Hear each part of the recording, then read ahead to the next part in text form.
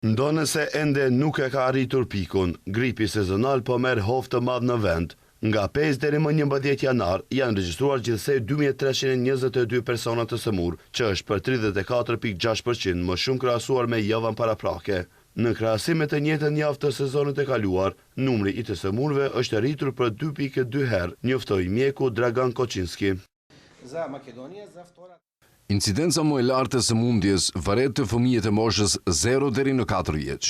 Personat prekur janë regjistruar në 25 rajone të shtetit, me numrin më të madh të rasteve në Shkup, ndërsa vetëm në Berov, Pehqev dhe Delchev deri më tani nuk ka asnjë rast të regjistruar.